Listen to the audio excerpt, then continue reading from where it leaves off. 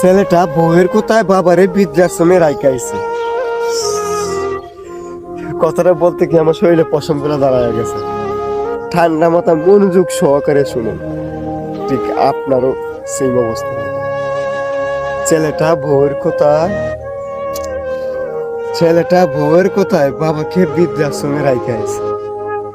বৃদ্ধাশ্রমে রাইখে আসার কিছুক্ষণ পর বউ আবার কল দিয়া বলতেছে যে তোমার বাবাকে আবার বলে আসো কোন জন্মদিন বিয়ের অনুষ্ঠানে যেন কষ্ট করে বৃদ্ধাশ্রমে থেকে যায়, বাড়িতে যেন না আসে। যখনই ছেলেটা বলতে যাবে তখনই তার বাবাকে দেখে বৃদ্ধাশ্রমের ম্যানেজারের সাথে হাসাহাসি ভাবে কথা বলতেছে। মানে এমন ভাবে কথা বলতেছে যেন অনেক আগের থেকেই সেই ম্যানেজার তার পরিচিত।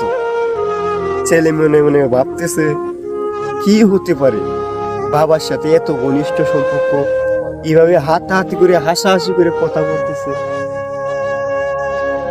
তখন তার বাবা এখান থেকে কথা বলে সাইডে চলে গেল। ছেলেটা গিয়ে ম্যানেজারকে জিজ্ঞাসা করতেছে আপনি কি আমার বাবাকে চিনেন? এইভাবে হাসাহাসি করে কথা বলতেছেন, মনে হইতেছে আপনার অনেক পরিচিত। তখন ম্যানেজার বলতেছে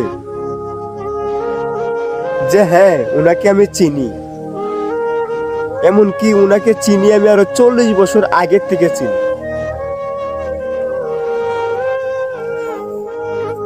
পরে বলতেছে যে আপনি কিভাবে চিনেন?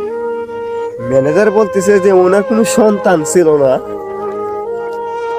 উনি 40 বছর আগে এখান থেকে একজন অনাথ শিশুকে নিয়ে গেছিল। নিশ্চয়ই সেই শিশুটা আপনিই হবেন, আমার সম্ভবত যেটা। তবে জানি না কোন পরিস্থিতির কারণে আজকে তার বৃদ্ধাশ্রমে আসতে হলো। এই কথাটা বলার পরেই ছেলেটা হাউমাউ করে কান্না করতে করতে গিয়ে বাবার পায়ে ধরে বলতেছে বাবা তুমি আমাকে ক্ষমা করে দাও, আমি বুঝতে পারি নাই, আমি তোমার কষ্ট একবারও বোঝার চেষ্টা করি নাই, আমি তোমাকে বৃদ্ধাশ্রমে রাখা গেছি, তুমি যদি ক্ষমা না করো আমাকে আল্লাহও ক্ষমা করবে না, আমি আমার বউয়ের কথায় তোমাকে বৃদ্ধাশ্রমে রেখে গেছি।